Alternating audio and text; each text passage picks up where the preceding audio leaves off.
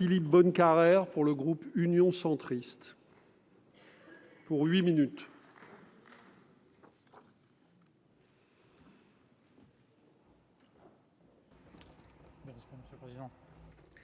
Monsieur le Président, Monsieur le Ministre, mes chers collègues, notre groupe est à l'aise sur ce texte et à l'aise sur les conclusions qui sont issues du débat devant la commission des lois. Premièrement, la menace terroriste est toujours là. Vous avez eu, Monsieur le Ministre, la pertinence de nous mettre les choses en perspective avec 11 attaques depuis 2017 et nous rappeler les 20 morts depuis cette date, tout en mettant en balance les 32 attaques qui auraient été déjouées. Donc nous entendons bien ces difficultés et le niveau de péril.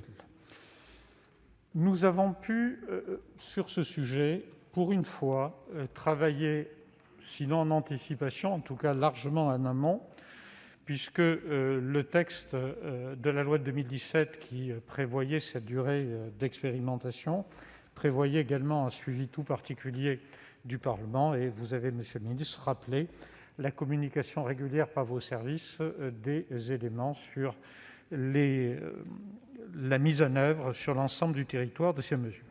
Travailler en amont est toujours une bonne méthode et sous l'égide de notre collègue M. Daubresse, une mission de contrôle a pu être mise en place qui nous a permis de mesurer la pertinence ou non, et là dans le cas précis très clairement la pertinence des 4 mesures adoptées. C'est donc une bonne méthode de travail pour le Parlement et cela nous permet au moment où vous revenez devant nous pour nous proposer une prorogation de cette expérience, de vous proposer à l'inverse, ou de vous proposer plutôt une pérennisation.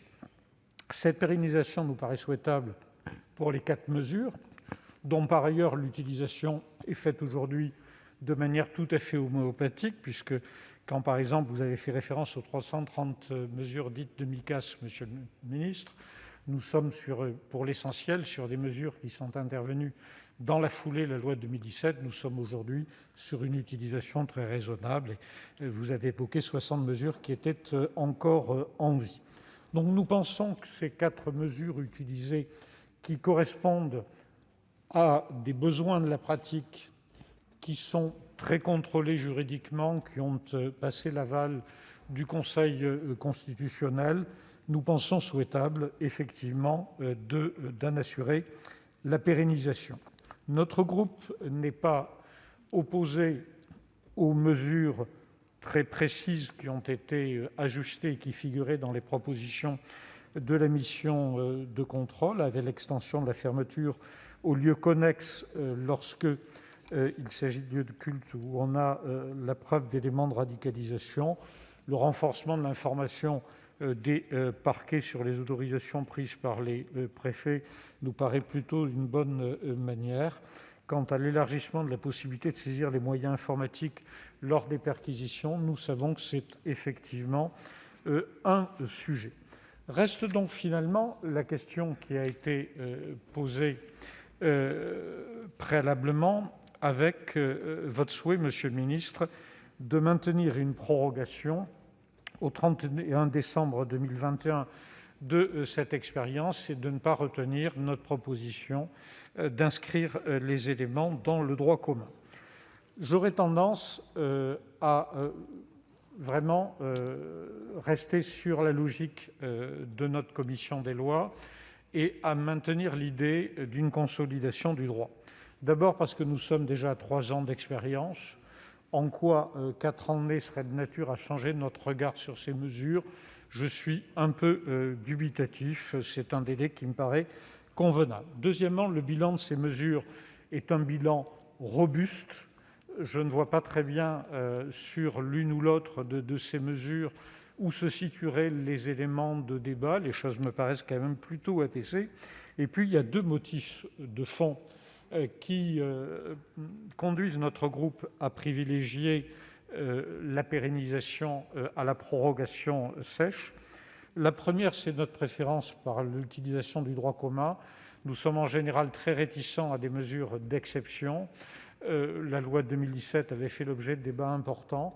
À partir du moment où nous avons des éléments qui sont aujourd'hui stabilisés, nous préférons les avoir dans le droit commun que de les voir traités de manière dérogatoire.